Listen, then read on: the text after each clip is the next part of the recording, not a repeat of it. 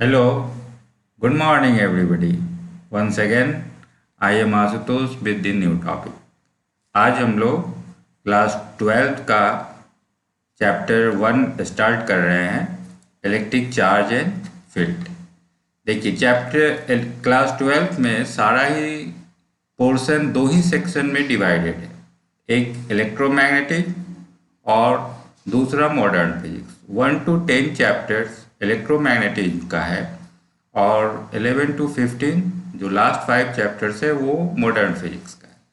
तो हम लोग स्टार्ट करते हैं पहला चैप्टर इलेक्ट्रोमैग्नेटिज्म एंड इंट्रोडक्शन। ये पहला टॉपिक है आपका। चलिए अब देखते हैं कि शुरुआत कहाँ से हुई। इन 600 BC 600 BC में थेल्स नाम के एक साइंटिस्ट थे, ग्रीक फिलोसफर। इन्होंने देखा क्या, अंबर एक पेड़ का छाल है, अंबर एक बार्क ऑफ ए ट्री। जब हम अंबर को कैट्स स्किन से या फर से जब रब कर देते हैं तो देखते हैं ये अंबर कागज का छोटा छोटा टुकड़ा, small bit of paper, feather, चिड़िया का पंख, स्ट्रॉ, पुआल, इन सब चीज़ों को अट्रैक्ट करने लगता है। ये घटना 600 BC में ग्रीक फिलोसफर थेल्स के द्वारा हुआ। ठीक है, हम लोग ये सभी एक्सपेरिमेंट अपने जूनियर क्लास में पढ़े होंगे। जब भी हम एक कॉम्ब को लेके हेयर में रब करते हैं और उसके पास कागज का टुकड़ा लाते हैं तो वो कॉम्ब उस कागज के टुकड़े को अट्रैक्ट कर लेता है। ये एक्सपेरिमेंट हम लोग अपने जूनियर क्लास में पढ़े हैं। लेकिन जो पहला एक्सपेरिमेंट है वो 600 BC में ग्रीक फिलोसफर थेल्स के द्वारा है, जिन्होंने अंबर को कैट्स स्किन से रब करके दिखलाया था कि इसको छोटे छोटे कागज के टुकड़े को अटैक करने की कैपेसिटी आ जाती है। अब हम क्या कहते हैं, अब हम कहते हैं कि अंबर इज नाउ इलेक्ट्रीफाइड और चार्ज्ड। अंबर जो है वो इलेक्ट्रीफाइड हो गया या चार्ज हो गया। अब ये जो इलेक्ट्रीफाइड है ये अंबर का ग्रीक वर्ड, ग्रीक में अंबर को हम लोग इलेक्ट्रॉन बोलते थे और इसी रूट वर्ड से हमारा सारा टर्म आया है। इलेक्ट्रोस्टैट, इलेक्ट्रिसिटी, सारा टर्म इसी अंबर से आया है, क्योंकि अंबर को ग्रीक में हम लोग इलेक्ट्रॉन के नाम से जानते हैं। ओके, तो सबसे पहली घटना इस अंबर से स्टार्ट होती है। हम लोग कॉम्ब, हेयर ये सब जान रहे हैं।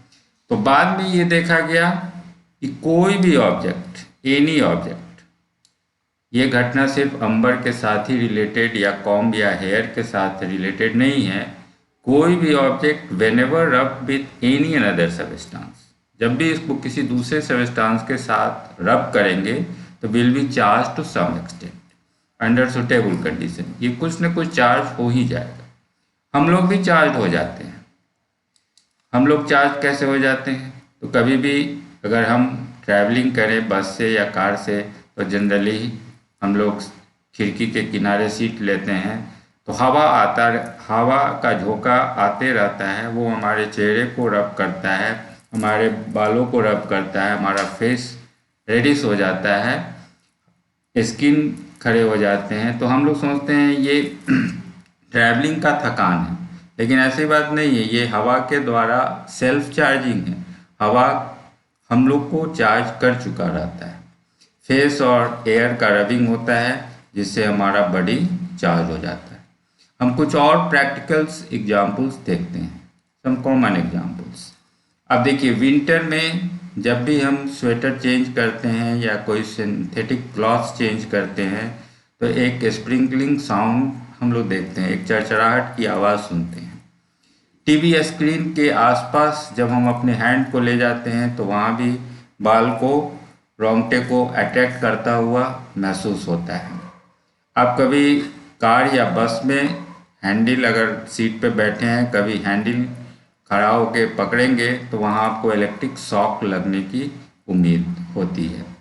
आप लाइटनिंग और थंडर देखते हैं, ये क्या है, तो ये क्लाउड्स का इलेक्ट्रिफिकेशन है। आप देखते हैं कभी कभी पेट्रोल और डीजल को कैरी करने वाला जो ट्रक है उसके पीछे आयरन का चेन लगा रहता है। ये चेन क्या करता है कि अगर ड्यूरिंग ट्रैफिक अगर वो जो बस या जो ट्रक है वो अगर चार्ज हो जाता है तो उसके सारे चार्ज को चेन के द्वारा हम अर्थ में भेज देते हैं, इसलिए कि कोई इलेक्ट्रिक शॉक ना लगे, कोई प्रॉब्लम नहीं आए। इसलिए ये कुछ कॉमन एग्जाम्पल्स है जो हम अपने डे टू डे लाइफ में देखते हैं। तो अब सबसे पहला क्वेश्चन उठेगा कि चार्ज है क्या, व्हाट इज चार्ज। ओके, हम कहते हैं कि अंबर चार्ज हो गया, अंबर इलेक्ट्रीफाइड हो गया, तो क्या हो गया एक्चुअली, ये चार्ज एक्चुअली है क्या, क्या अंबर में आ गया जिससे वो कागज़ के छोटे छोटे टुकड़े को अट्रैक्ट करने लगा। तो शुरू में इनिशियली ये सोचा जाता था कि charge is a type of material fluid. Charge एक तरह का मटेरियल फ्लूइड है which existed in all the substance, जो हर सबस्टांस में मौजूद है। जब भी हम दो सबस्टांस को रब करते हैं तो एक में से निकल के ये दूसरे सबस्टांस में चला जाता है, तो जिसमें चला गया, जिसमें अधिकता हो गई वो पॉजिटिवली चार्ज हो गया और जिससे कम हो गया वो निगेटिवली चार्ज हो गया। लेकिन ऐसी बात नहीं है, बाद में इस कंसेप्ट को हटा दिया गया है कि ये कंसेप्ट है सो गलत है। ये कैसे पता चला, तो 1808 में हम लोग जानते हैं डाल्टन्स का atomic theory, Dalton's atomic theory आया। इस थ्योरी में पता चला कि एटम जो है ये आपका सबसे छोटा पार्टिकल है, atom is the smallest particle, ठीक है।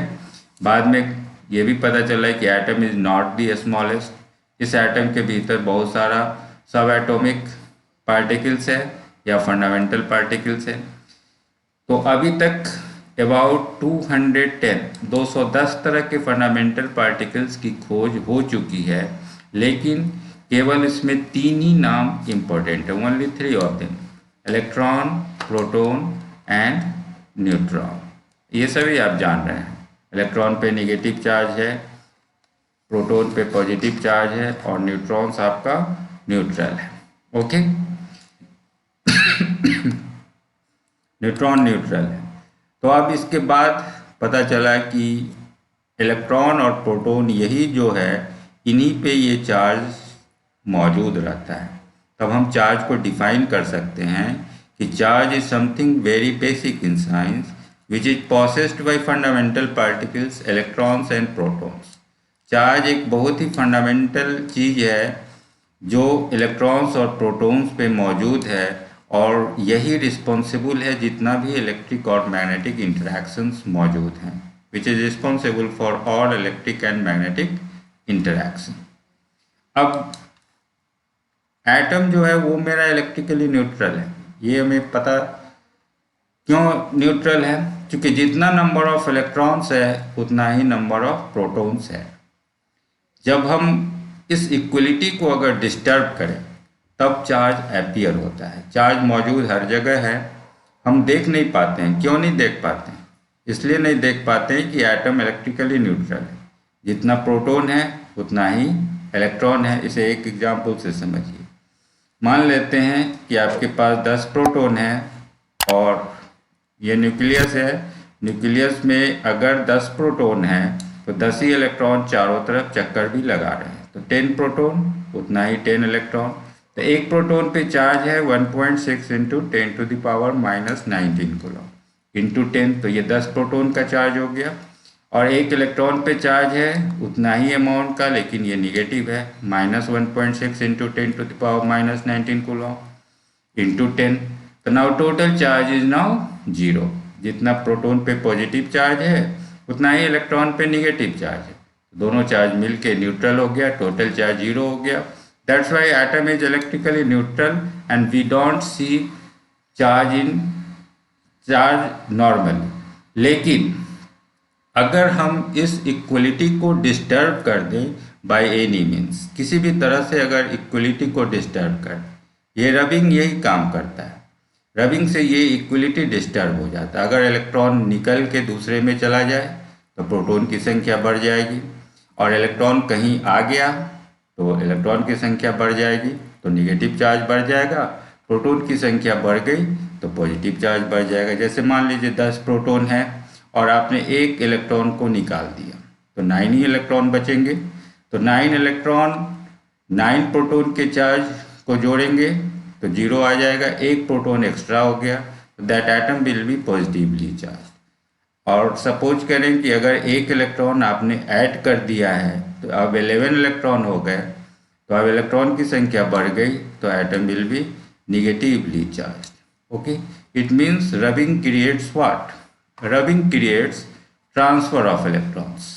ओके, रबिंग से इलेक्ट्रॉन का ट्रांसफर हो गया और यही ट्रांसफर होने के कारण चार्ज अपीयर होना शुरू हो गया। यही हुआ है हर जगह। अंबर को जब हम कैट्स स्किन से रब किए तो हो सकता है अंबर से इलेक्ट्रॉन निकल के कैट्स स्किन में गया हो या कैट्स स्किन से निकल के अंबर में गया हो। जब हम चार्ज होते हैं तो हो सकता है हवा हमारे चेहरे से 2 इलेक्ट्रॉन ले जाए या अपना ही 2 इलेक्ट्रॉन हमें दे जाए, हमारा बॉडी भी चार्ज हो गया। Okay, it means rubbing creates what? तो that creates transfer of electrons. और जब इलेक्ट्रॉन्स का ट्रांसफर होगा तभी हम चार्ज को अपीयर होते देखेंगे। मौजूद सब जगह है लेकिन नज़र नहीं आएगा। नज़र आने के लिए इलेक्ट्रॉन और प्रोटॉन की संख्या की जो इक्वलिटी है उस इक्वलिटी में अंतर होना चाहिए, उसको डिस्टर्ब करना ही पड़ेगा। Okay, now loss of electrons, अगर इलेक्ट्रॉन्स की कमी हो गई तो you will get positive charge. It means number of protons is greater than number of electrons. And gain of electrons, अगर इलेक्ट्रॉन गेन हो रहा है तो नेगेटिव चार्ज बढ़ जाएगा, number of electrons will be greater than number of protons. Okay, now move forward. अब देखिए, charge करेंगे, mass of the body changes. कैसे मास बदलता है? क्योंकि इलेक्ट्रॉन का भी मास है। एक इलेक्ट्रॉन का मास हम लोग जानते हैं 9.1 इंटू 10⁻³ kg। ओके, तो कोई भी एटम अगर न्यूट्रल है तो वो उसका ओरिजिनल मास हो गया m। अगर हम उसको पॉजिटिवली चार्ज कर दें, पॉजिटिवली चार्ज करेंगे तो इलेक्ट्रॉन उसमें से निकला होगा, तो इलेक्ट्रॉन निकल जाएगा तो जितना इलेक्ट्रॉन का मास होगा उतना मास कम जाएगा। It mean that now m dash will be less than m, ये इससे कम हो जाएगा। तो पॉजिटिवली चार्ज अगर कोई बॉडी है तो उसका मास न्यूट्रल बॉडी के मास से कम होगा।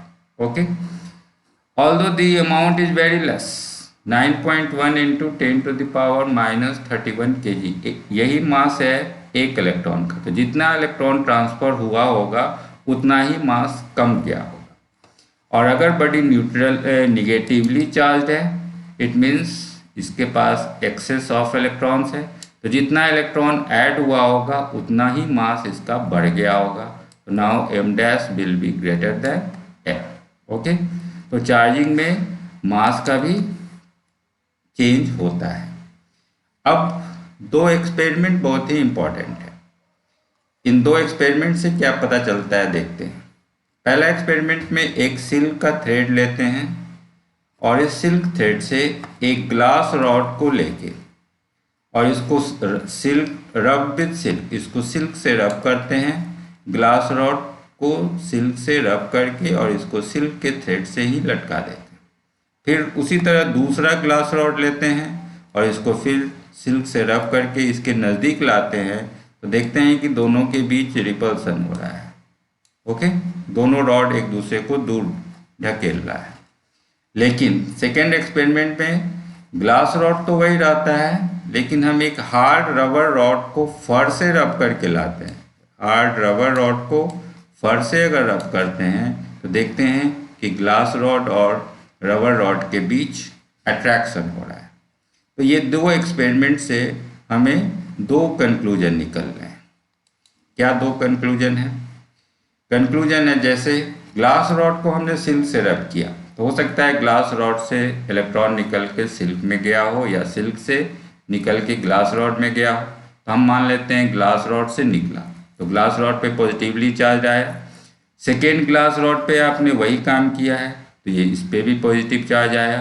तो दो पॉजिटिव चार्ज एक दूसरे को रिपेल कर रहा है, सेम नेचर का चार्ज है, इसलिए यहाँ रिपल्सन है।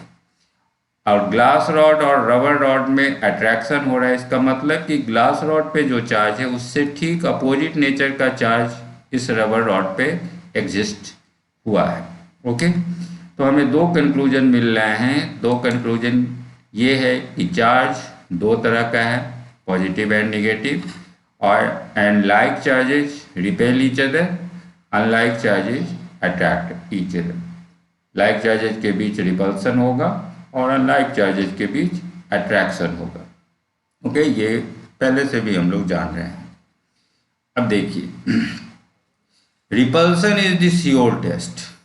एक चार्ज बॉडी जो है वो अट्रैक्ट कर सकता है एक न्यूट्रल बॉडी को भी और अपोजिट चार्ज बॉडी को भी। न्यूट्रल बॉडी को बाद में हम लोग सीखेंगे, इंडक्शन के प्रोसेस से वो अट्रैक्ट करता है, और अपोजिट चार्ज में तो अट्रैक्शन होगा ही। तो आप डिस्टिंग्विश नहीं कर पाएंगे कि बॉडी न्यूट्रल है या अपोजिट चार्ज है। लेकिन रिपल्सन जो है ये हमेशा सेम तरह का चार्ज होगा तभी होगा, whether a body is charge और नॉट। तो रिपल्सन से हम समझ पाएंगे कि बॉडी चार्ज है ही, अट्रैक्शन से नहीं समझ पाएंगे। अट्रैक्शन न्यूट्रल बॉडी के बीच भी हो सकता है और अपोजिट चार्ज बॉडी से भी हो सकता है। That's why repulsion is the sure test. अब देखिए, जब चार्ज का हमको पता चल गया तो यहाँ से फिजिक्स का दो ब्रांच स्टार्ट हो गया। 600 BC में ही ये काम हुआ। दो ब्रांच कौन सा था? तो एक ब्रांच शुरू हो गया electrostatics. Electro means charge and statics means rest. तो इलेक्ट्रोस्टैटिक्स में चार्जेज इन रेस्ट, चार्ज जब रेस्ट में रहता है तब उसकी पढ़ाई करते हैं हम लोग, चार्जेज इन रेस्ट।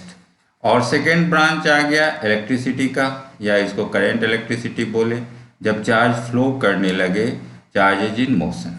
ओके, तो चार्ज के पता चलने के बाद फिजिक्स का दो ब्रांच स्टार्ट हो गया, इलेक्ट्रोस्टैट्स एंड इलेक्ट्रिसिटी। तो हम 600 BC से इलेक्ट्रोस्टैट और इलेक्ट्रिसिटी की कहानी स्टार्ट करते हैं।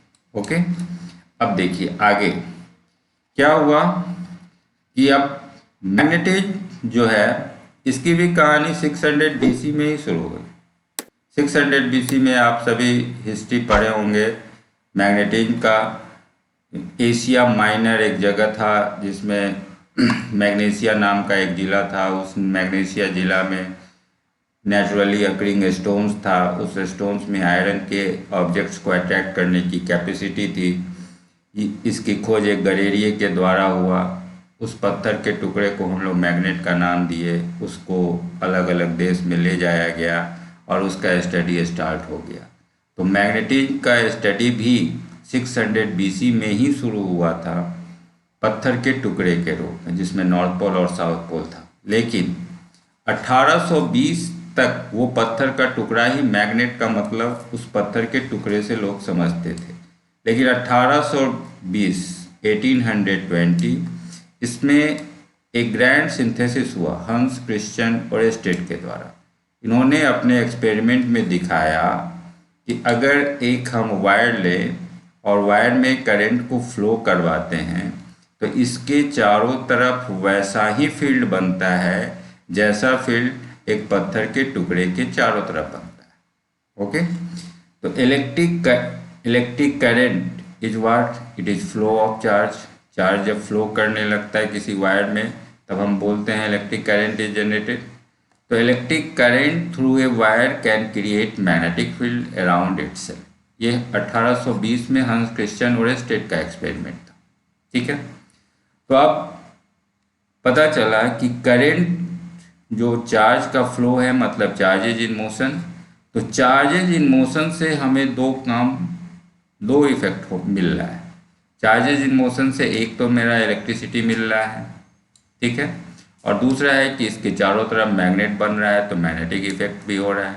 तो इलेक्ट्रिसिटी एंड मैग्नेटिज्म ये दोनों अलग अलग ब्रांच नहीं हुआ, बल्कि ये एक ही ब्रांच हो गया चार्जेज इन मोशन के कारण। ओके, तो 1820 में जाके एक सिंथेसिस हो गया। In 1820 there was a grand synthesis, electrostats, electricity और मैग्नेटिक, इन तीनों को ज्वाइन कर दिया गया और ज्वाइन करके हम इलेक्ट्रोमैग्नेटिज्म का नाम दिए, इलेक्ट्रोमैग्नेटिक। अब इसमें इलेक्ट्रोस्टैट्स हो गया जब चार्ज रेस्ट में रहे, और इलेक्ट्रिसिटी और मैग्नेटिज्म हो गया जब चार्ज मोशन में आ जाए तब। ओके, इट मीन्स दैट ये तीनों ब्रांच मिल के इलेक्ट्रोमैग्नेटिज्म आ गया। बाद में हम लोग देखे क्या, 1854 ईस्वी में 1854 मैक्सवेल्स का इलेक्ट्रोमैग्नेटिक थ्योरी आया, मैक्सवेल्स इलेक्ट्रोमैग्नेटिक थ्योरी। ये भी आप पढ़ चुके हैं कि लाइट इज व्हाट, तो light is a form of electromagnetic wave. Okay, such wave which can be formed can be generated by the oscillations of electric field and magnetic field. You may have studied in class 10. Light एक तरह का electromagnetic wave है, ये 1854 में Maxwell ने बताया। And electric field and magnetic field, you know that it is also due to charge. It means electromagnetism में ये ऑप्टिक्स भी ऐड हो गया। ऑप्टिक्स स्टडी ऑफ लाइट था और इसको भी हमें ऐड करना पड़ गया मैक्सवेल्स के इलेक्ट्रोमैग्नेटिक थ्योरी के बाद में। It means that electromagnetism contains 4 different branches, electrostats, electricity, magnetism and optics. और इन्हीं 4 चीज़ों से आपका पहला 10 चैप्टर आपका क्लास 12 का है, 1 to 10। ओके, अब देखिए एक चीज़ और, इलेक्ट्रिक चार्ज जो एबोनाइट रॉड पे डेवलप हुआ था या जो अंबर पे जो डेवलप हुआ था उसका नाम शुरू में रेजिनस बोला गया था, और जो ग्लास रॉड पे जो डेवलप हुआ था उसको विटरस बोला जाता था। बेंजामिन फ्रैंकलिन जो हैं उन्होंने विटरस को पॉजिटिव और रेजिनस को बाद में निगेटिव नाम दिया था। पहले इसका नाम रेजिनस एंड विटरस था, बाद में बेंजामिन फ्रैंकलिन ने विटरस को पॉजिटिव और रेजिनस को निगेटिव चार्ज के रूप में नाम दिए थे। ओके, तो now it's your first topic, what is electromagnetism and electromagnetism में हमें क्या करना है, आप इन सारी चीज़ों को आज जान गए। इलेक्ट्रोमैग्नेटिज्म में एक्चुअली 4 डिफरेंट ब्रांचेज का कम्बिनेशन है, इसको एक एक करके हम लोग फिर आगे की ओर पढ़ेंगे। Okay, thank you for today.